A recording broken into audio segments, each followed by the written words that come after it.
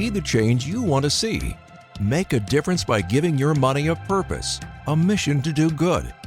Welcome to Money with Mission, where we talk to individuals, businesses, and organizations who are taking the lead and whose actions are impacting the well-being of their communities and the world at large. Welcome back to Money with Mission. Today, we have a very special guest. Somebody's not talking about real estate, but it's talking about life and how we can be more resilient and get through this thing and be able to give the world what we are here to give it. Today, we have Diana Lockett. Diana is a visionary heart leader with a gift for awakening high achievers to realign, to thrive, and create inner wealth, peace, and a deeper purpose in their lives. Through her transformational coaching, she creates a map for her clients to experience vulnerable, mindful, and authentic practices that result in better health and wellness, increased performance, deeper confidence, healthier relationships, and return to their own authentic, loving states of joy. She then empowers us and them to go out into the world with our own unique purpose and vision and create relationships and businesses that support, inspire, and thrive. Doesn't everybody want that? I certainly do. And I want to be aligned with what I'm here to do. And it's taken me a while to get there, but I feel like I'm there for now. And that's an interesting thing to me, realizing that that thing changes from time to time. Thanks, Diana. How are you? I'm so great, Felicia. Thank you so much for having me on. It's a pleasure to be here. And I want to just affirm that we are all here to push humanity forward. And it's just that, are you willing to wake up to the call? There's a reason you're here. There's a reason I'm here. There's a reason each one of your listeners are here. But are they willing to wake up to the call? And that is the big question for all of us right now. We're being asked and called to consider. Yes. And how do we know? I mean, I've been reading a lot of your stuff, and it's like we kind of get caught up in our day-to-day and the things we have to do and all these things, and we are just busy. I saw one of the titles of one of your blogs is "Busyness Sexy," and yes, in our world it is. But is it healthy? Is it good for us? Talk about why being so busy is not really what's good for us. Yeah. So busyness is simply an imprint that we've received from our society. And our society starts with our parents, our educators, media, friends, partners, the world at large. We get this imprint that that's the way to be. The problem is when we get really busy, and we get busy to the point where we become overwhelmed or stressed, it impacts our neurobiology. Mm-hmm. So we start running these hormones through the body, adrenaline, cortisol, hormones that literally place you into states of fight or flight. In those states of fight or flight, you literally become less capable of accessing the genius part of your brain. I'm really simplifying things here. So here you have a business, an idea, maybe you're an entrepreneur, maybe you're a CEO, maybe you're somebody that just really wants to make impact in the world. But if you're constantly running high levels of stress, you're never going to be able to access the level of creativity that you long for to be able to make a difference in the world. So the first thing that we all need to do is we need to learn how to relax, because relaxation is what creates safety in the body, and safety allows us to access our genius. And we get into this reverse cycle where we get busy, busy, busy. And that blog that I wrote about is busy, sexy. We have this illusion that it is. And I get people that come to me all the time and say, I'm a type A personality. Let's just change the language. You identify as a type A personality, but that is not your natural state. There is not one baby that came out of the womb as a type A personality. Not one, I promise you. And by the way, we are all miracles and we are all meant to be here, but not to be here in stress and tension. And it impacts every single one of our relationships, the relationship with our body, the relationship with our mind, our partner relationships, our parenting, and our work relationships. Everything. There's so many questions I have about what you talked about. I'm going to back up to creativity, because I think when I think about creativity, until I really think about it, I think about artists and drawing and, art, that kind of thing. And then So define creativity. So everybody knows that we all are creative in some way. Go ahead. I'm going to let you define it. Well, let me just first create the reality and the acknowledgement that creativity is not art, because that would mean I have zero creativity because I don't have a really strong artistic bone in my body. However, creativity is being able to come up with the ideas that are uniquely yours and to know how to implement them, how to execute them, how to create change in the world. Creativity comes from your mind. It doesn't come from your art space. So maybe there are people that are creative in terms of artistic creativity, but there's this whole other part of you that's your genius waiting to be expressed.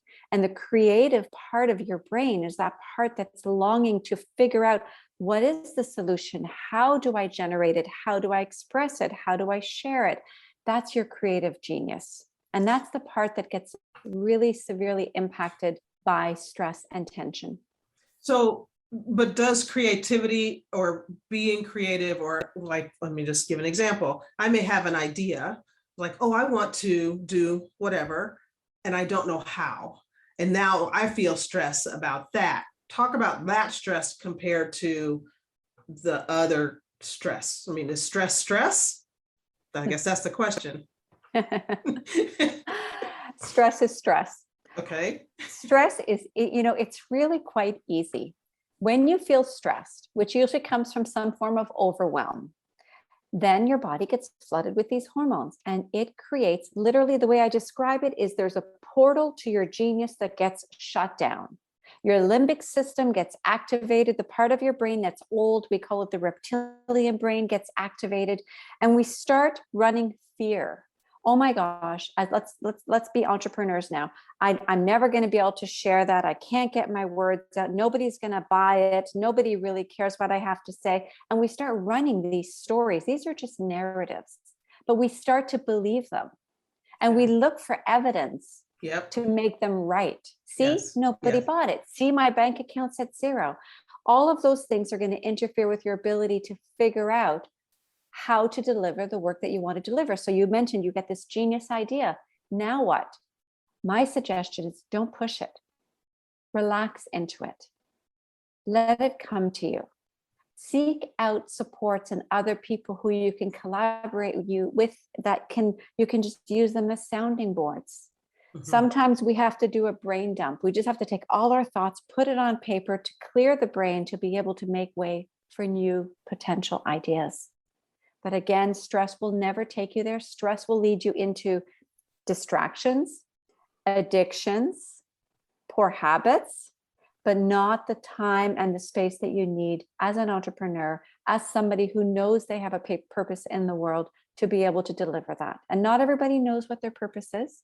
That's part of what my coaching is I help people to reveal their purpose. Notice I said reveal, not create. Yes. Because I believe we are all here gifted and granted this beautiful potential to do some goodness in the world. And it's inside us to be tapped into. Yeah, I believe that also. And I think that, I mean, we're born with it, and it gets covered up by all the stuff that you just talked about, all the things that happen to us as we're growing, and not even intentionally, it just gets covered up. And then we're here to figure it out and to express it in the world. But I don't necessarily know how to relax into figuring it out, because I mean, my whole thing is do the work, right? Do the work and get it done. And I got a project right now that doing the work, air quotes, work, involves me sometimes sitting here thinking, I don't know what to do. I have no idea how to get this done. And then I go into my narrative, what you just said, nobody wants this. Everybody, it's already out there anyway. Why would anybody want what I have? Yeah. Then the danger of that is that narrative. We then assign meaning about ourselves from that narrative. The meaning that I'm worthless, the meaning I'm not worthy. It's not for me to contribute, right? Mm-hmm. So we get stuck. Stress keeps us stuck. And then that stuckness reaffirms the narrative. And then we look for evidence, i.e. empty bank account, no sales, whatever, to affirm that narrative. And then we create a meaning, not about the situation, but about ourselves, that then becomes very self-defeating. And the next thing you know, the business is closed. And 30% of entrepreneurs will close their businesses, their brick and mortar businesses, within the first couple of years. I think it's 3 years is the research, because of stress and overwhelm. And so we really have to make a commitment to support each other and support ourselves around managing stress. In Japan, there is an actual identified phenomena called death by stress, or death by work. My apologies, death by work, where people work so many hours and are running so much stress that they literally die. And the government has recognized it, but they're not recognizing it from a preventative formula. They're recognizing it that if you can prove that your loved one died from this phenomenon of death by work, we will compensate the family. Oh my gosh. Really, right? Oh my gosh. So we have a responsibility. I have goosebumps all over now, which Yeah. tells me that I am so meant to talk about this right now. I haven't talked about this in a long time. We have a responsibility to recognize, first of all, that we are not human doings. We are human beings. And this doing, and the stress is simply a conditioned, learned behavior. And I wanted to add as well, when you were speaking, the pop-up came to me, and I always speak my pop-ups. The pop-up came to me that sometimes we're not even running our own stress, but stress is something that we can carry from inherited generational trauma. Wow. And the research has shown that mice who were born from mothers who were very stressed during their pregnancy came out of the womb stressed with elevated hormones, elevated stress hormones.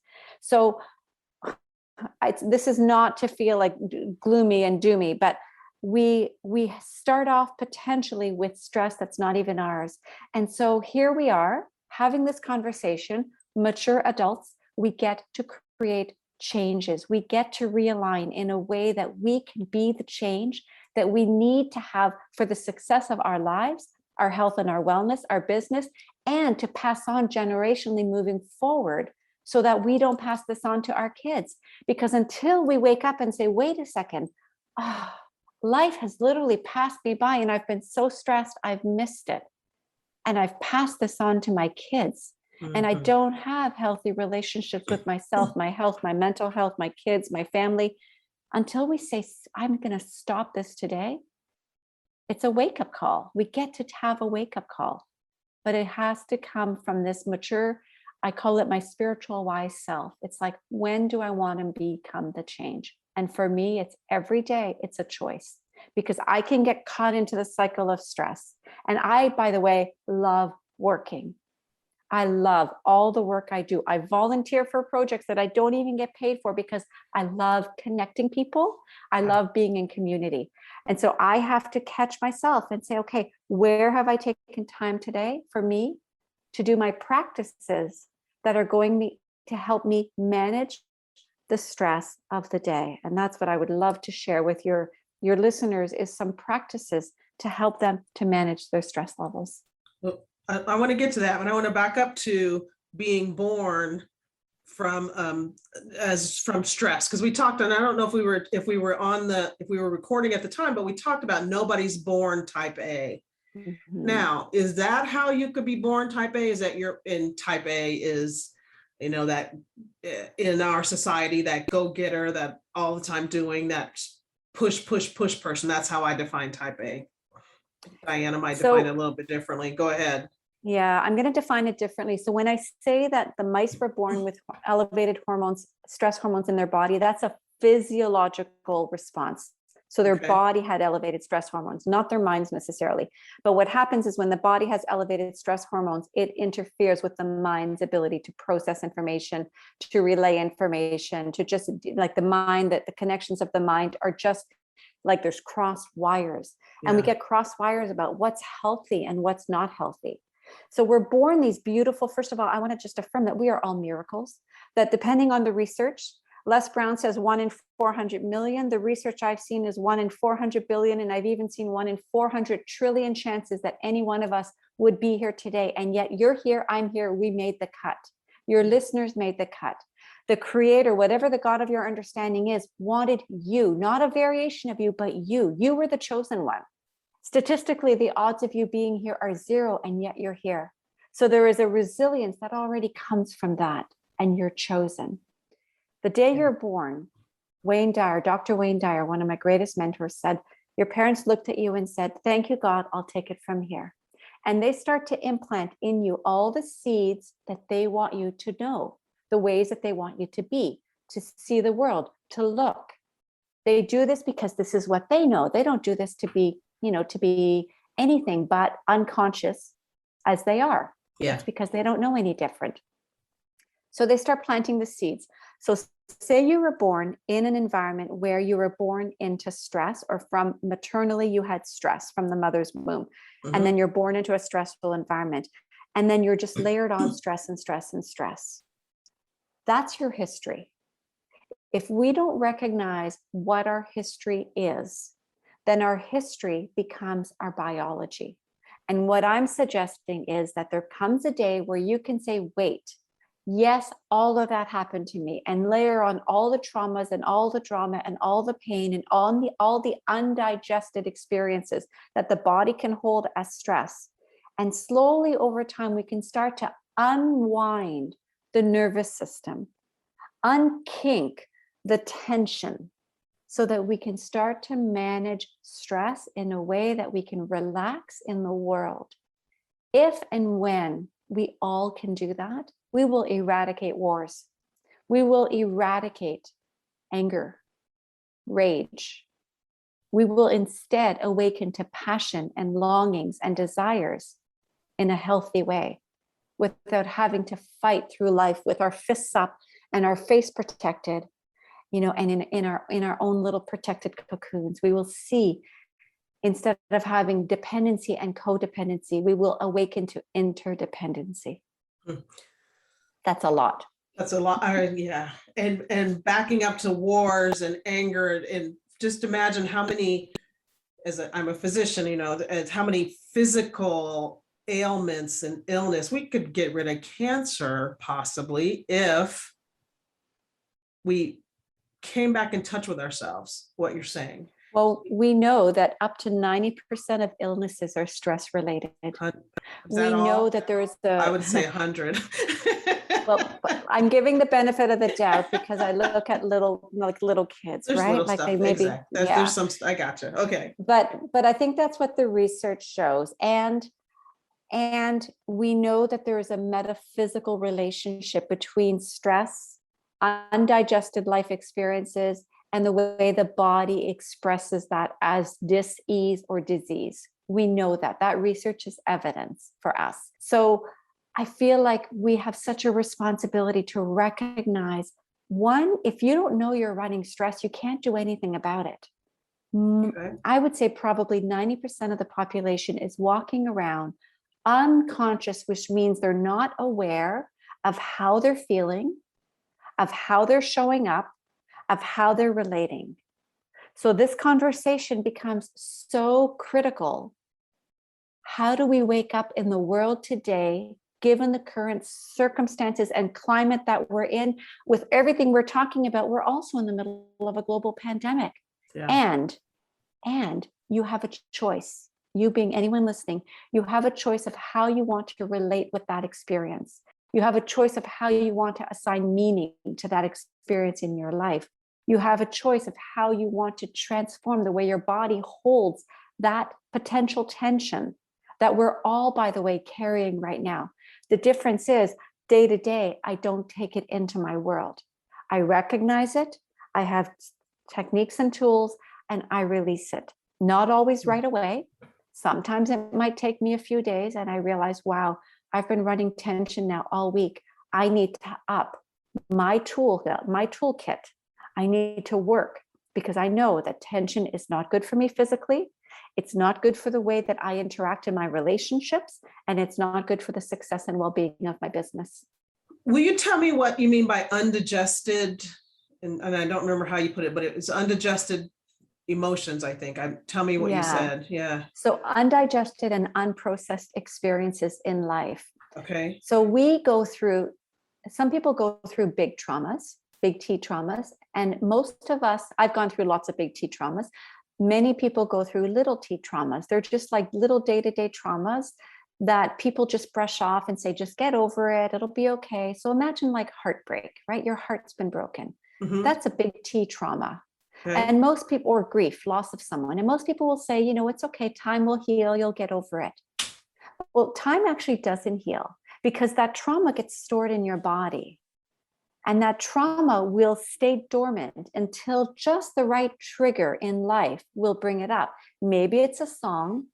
Maybe it's someone else who's trying to form a relationship with you and your heart is closed off and there's no way that they can penetrate that wall that you've created. And it makes you close up more because in order to open your heart to, let's talk about heartbreak, in order to open your heart to a different relationship, it means you have to trust again, but you can't trust because your last relationship broke your heart. And so it's safer to keep the heart closed. We lose out on these day-to-day intimacy opportunities to really connect deeply with others. And I'm talking about intimacy on an emotional and soul level because we self-protect. We have defensive strategies that keep us safe. Let's go back now and look at undigested experiences that a young child might have. Let's say a 2-year-old. A 2-year-old has a natural way of communicating. My other career is as a speech language pathologist for 32 years. Okay. The 2-year-old's natural way of communicating is by having a temper tantrum. That's how a 2-year-old says no. That's a moment of celebration. But most parents hear a temper tantrum and they can't deal with it because they themselves are not able to hold the space and the energy around anger. Anger has been a taboo thing that we haven't been allowed to express. So now this 2-year-old expresses a tantrum, which sounds like anger, and the parents become triggered. And the parents say, go away, go to your room, take a time out. They create distance, they withdraw. So this child who's doing what is completely unauthentic, natural way of communicating and expressing gets met with denial of connection, denial of love, because that's how they see it. The parents don't mean to do this. It's because they haven't been able to deal with their own repressed, unexpressed anger from their own childhood, because their parents probably did the same thing. So now we have a child who's 2, and they have 2 choices. They have to decide, do I want love or do I want authenticity and authentic expression of myself? The 2-year-old will always choose love, almost always, unless they have a neuroatypical development. They will choose love. So that means that they have to start playing the good little girl and the good little boy and not express their no's. Now, fast forward that 2-year-old to a 40-year-old mature woman who has learned that it's not healthy and safe to express a no. A no is also a need, but we don't learn to express that. So we hold that in as tension, unexpressed, unprocessed, and even unaware tension. So then someone cuts us off in traffic and we have a massive freak out. It's like, where did that come from? Well, I know where it came from. It was deep in your nervous system and it was holding a space for just the right time where you can express it. And then not only do we express it, but we believe that we're right in expressing it that way. Instead of finding our way to boundaries, finding in healthy boundaries, to expressing our no in a healthy way, to asking for our needs in a healthy way, to accessing our desires in a healthy way. I always say desires are not a problem. It's the fact that we have desires is not a problem. The problem is that we don't desire enough and don't have a way of accessing a need to express that desire. Because if we desired peace in the world, let me tell you, Felicia, we would have peace. If we all desired it enough, we would have it. But we don't create it in our own homes. We have conflict in our homes. We have this need to make ourselves right. We push down our anger and our needs until the point where they explode in a way that's uncontained and unhealthy, because we haven't learned how to be fully embodied, healthy in our emotional needs, being able to manage our stress. It's all connected. Yeah. So there's a lot of work that we have to do as a society, as a humanity. We have a lot of work to do. So if we go back to the first question, or the first thing that I said, we as a humanity have a job to do. We're here for a reason, and we're here to elevate and push humanity forward. But we cannot do it when we're running tension, stress, or undigested, unexpressed longings, needs, and sense of authenticity. Thank you so much. I mean, I'm just going through my mind of all the recent things in my life and thinking, okay, I'm seeing where that a recent kind of explosion of anger, and the person it went to said that seemed out of proportion. And it was, and it really was. And since it was yesterday, since then, I've really thought about where it came from. But do you have to know where it came from? Because I could pretty much figure out where that came from, but you're just saying, no, you don't have to know where it came from to be able to fix it or to be able to understand it. And I'm saying fix, but do you fix it? Tell me, what's the right word around that? Because fix it sounds like something's broken. Yeah, first of all, none of us are broken. We just have had all of these undigested experiences and traumas and imprints of how to be in the world and how the world is to us. And we've created our meaning around it. And remember, when we create meaning around ourselves in the world, we look for ways to affirm that meaning. Mm-hmm. So number one, you caught yourself. Oh my gosh, that was way overreactive, not appropriate to the situation. Next thing you do, self-forgiveness. Self-forgiveness, and then repair, right? Call up that person. You say, you know what? I really didn't mean to overreact that way. Let's talk about this. Let's talk about how can we collaborate, or what do I realized that there was something you said that triggered me, and I'm tracking my trigger right now and realizing it had nothing to do with you. So I own this completely. I'm really sorry. That's what we do in the moment, because we are all going to have times like that. So realization is number one. Like most people, you are evolved, Felicia, you are awake, because most people would not even recognize that. They're just going to go through the world blaming, getting triggered, and affirming that their triggers are right, that they are like affirming that their truth was right. So the fact that you recognize it, you're awake in that moment, what we call conscious. And then you get to self-forgive. Yeah, we all do things that we're not proud of. We have to forgive. The thing is, we are human. And then we have to repair as much as we can, and as much as the other person is willing to. Those are the three strategies that I think are critical, or the three ways or states that are critical to be able to deal with this. When we are, it's not that we have to fix, it's that we have opportunities day to day throughout our lifetime to wake up. So what you describe as fixing, to me, is just waking up. It's recognizing, it's acknowledging. And we don't have to know the story. So this is the difference between I'm a coach versus a therapist. A therapist may spend years, literally years, going back over your history to be able to digest and process your history, sometimes from a physical perspective, like an embodied somatic is body, from a body perspective, but more often than not, it's cognitive therapy. It's talk therapy. Let's talk through this.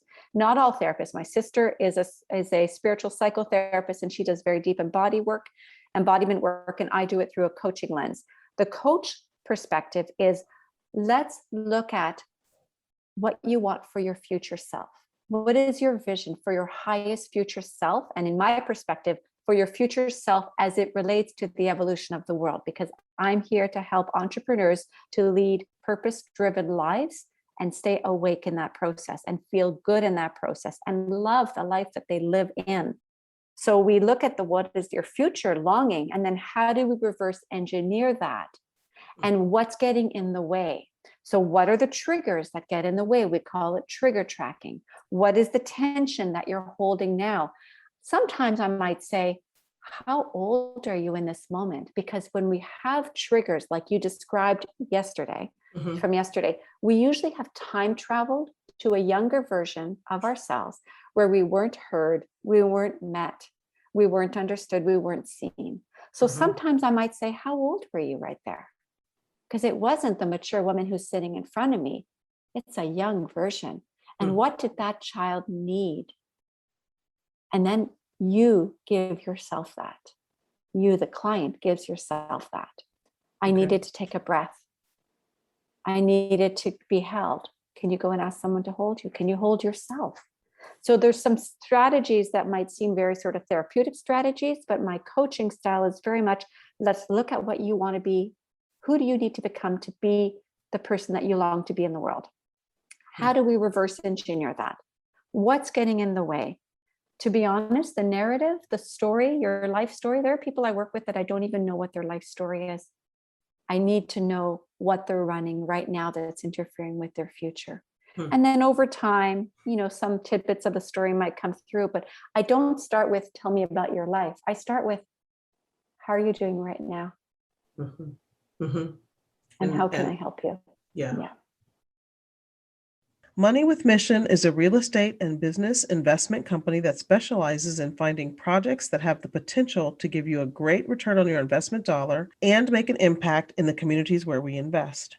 Make a difference in your life and the lives of others. Go to moneywithmission.com to learn more. Wow, Diana, such good stuff. It sounds like, and everything you're telling me, and one of the things, my thing is helping people have an impact and a positive social impact in the world with their financial means. Get your fight, don't feel bad about making money. That's one thing. A lot of women feel bad about making money and having a lot of money. Not just women, a lot of people feel bad. I think about a lot that. of spiritual entrepreneurs really struggle with the money piece of it. Yeah. And they believe money is just an energy currency that we get to exchange. So when money goes out, I bless it. When money comes in, I bless it. And the reality is, there is nothing bad about money. That's just a blueprint imprint. Yeah. Yes. It's taken me a long time to get there too. Me too.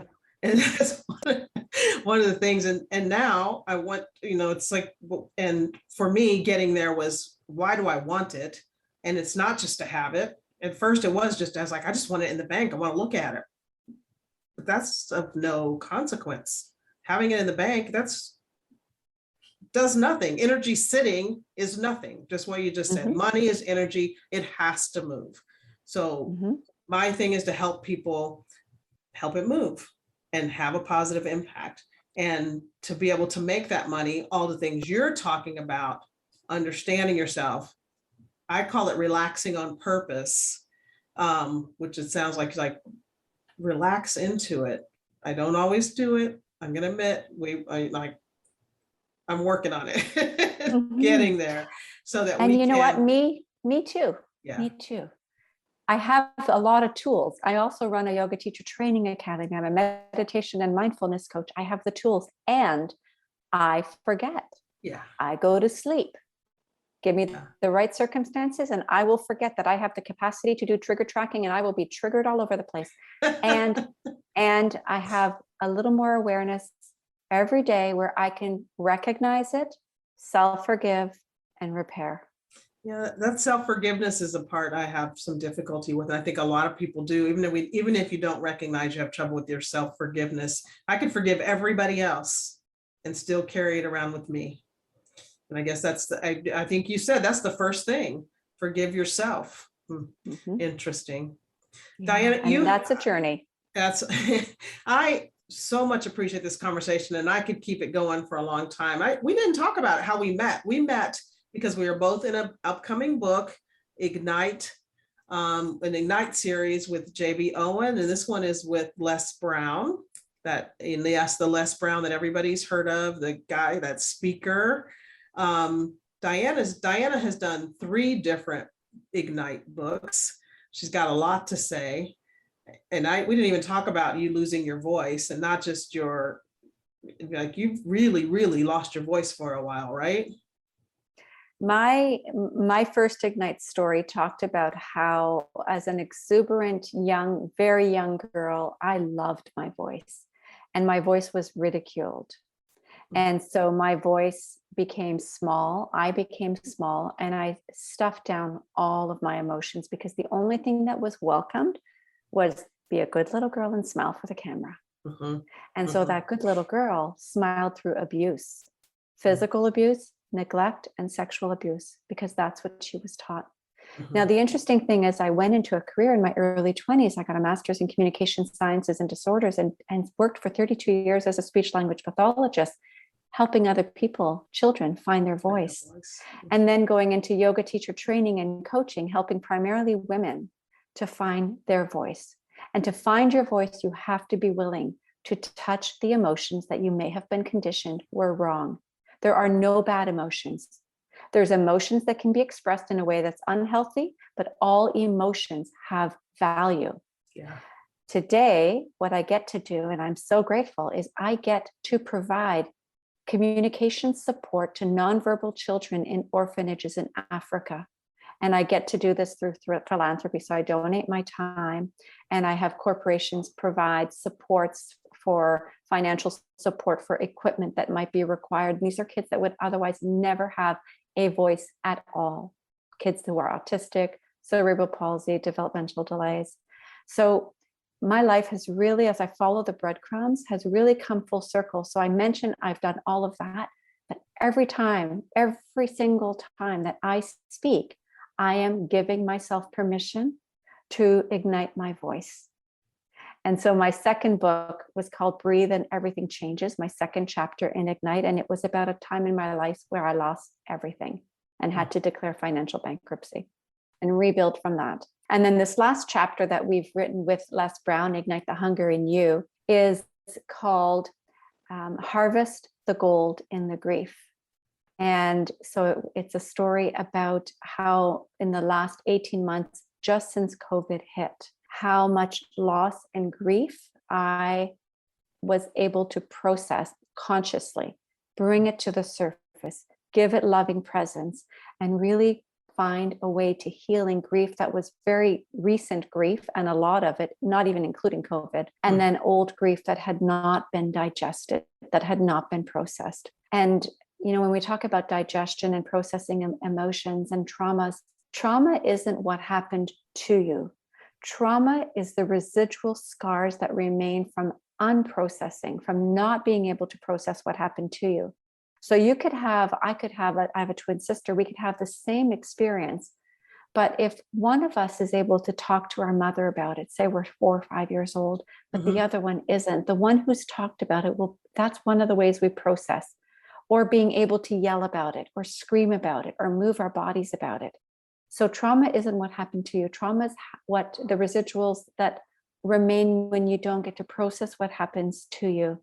And this is part of the undigested experiences in our life that impact us as adults. Does that make sense? 100%. So my story with Les Brown in the Ignite the Hunger in You, that is really a story about healing grief. And I really recommend it for anybody who has gone through a loss, have gone through a heartbreak, and was told, okay, you have 3 days off work, now get back to work, get busy. And then we find ways to distract, to numb. We have defensive strategies so that we don't have to feel. This book was about how do we fully feel, and only by feeling can we fully heal, and all healing has its time. Yeah. And the pharmaceutical company has made it much easier to not feel. That's one of my big irritations about this. Just the 3 days of grief for your mother dying. You get to go for that, and that's it. Now get back to work. And you're wondering why you have such anxiety and you can't get anything done until I need an antidepressant because that's what's going on. That's a whole other conversation. Emotions that are denied or pushed down are what's held in the body as stress and tension. So going full circle back to the beginning, when we talk about stress and tension, these are the things that create stress and tension. And then we start running these low levels of anxiety or high levels of anxiety. Some people even have panic attacks because they don't know what to do with these big emotions that are starting to bubble to the surface. Yeah. And this is where the work that I do that's very deeply rooted in embodied practices is really helpful. And for anybody who is a conscious entrepreneur who wants to make impact in the world, a conscious leader, and by the way, we're all leaders. Just the question is, are you a leader who gives a shit? And if you are, then you have a responsibility to do your inner work. And this is not just personal development, go to the next motivational speaker and change your goals for your life and create goals. This is much deeper than that. This is deep embodied work where you can start to recognize what are you holding in your body that then gets leaked into another. And when you can do that, you start to open up channels of trust. So these are conscious leaders, are people who have deep embodiment practices, that they recognize when there's stress, that they recognize when there's tension between people, and they know how to work through their own triggers, their own tension and stress, so that they don't spill that into the workplace. So much. You have an ebook for our listeners. What is that called? So Realign Your Mind. Realign Your Mind for Stress and Resilience. So it talks about the journey of stress into the body and into the mind, and some practices to help to relax. Truly what we need today is there's so much happening in the world. And you know this, Felicia, so much is happening in the world that's out of our control. And so turning one little tip for your listeners, turn off the newsreel. The research shows that when you listen to the news at 8 a.m. on a repeat, which is how the news presents itself to us today. Yep. When you listen to it at 8 a.m, at 4 p.m, your body has elevated levels of stress. You have held that stress all day. I'm on an as a needs to know basis. Give me the highlights as I need to know them. And I don't need to know everything that's going on in the world today. I don't, because when I do, I get sucked into the stress and I start feeling like I have no control over my life. Yep. The only thing that I have control over is how I respond or react, and it's a choice when I'm conscious, how I respond or react to my current situations. Yeah. And if I can stay calm, if I can reduce my stress, then each of those decisions, my responsive decisions, become decisions that are made from a clear, conscious, intelligent mind. You guys, get this ebook. Get it at resilience@moneywithmission.com. Check out Diana's Facebook page, Instagram. Go to her website. She's got a lot of coaching. And for everyone who wants to wake up and be conscious and be better, be better, know what's going on, have less stress, be in connection with yourself, learn how to forgive yourself better. Let's get with Diana. I'm going to do it, you guys. Thank you so much. I appreciate it so much. I can't even tell you. Thank you so much. We'll talk to you guys soon. You've been listening to Money with Mission. There are projects happening right now where you can make a great return while positively impacting the lives of others. To learn more about today's guest or to download 7 steps to building resilient wealth for women, visit www.moneywithmission.com. I hope you enjoyed the interview and are inspired to give your money a mission. Until next time, send your investment dollars into the world to bring you a financial return and improve the lives of others.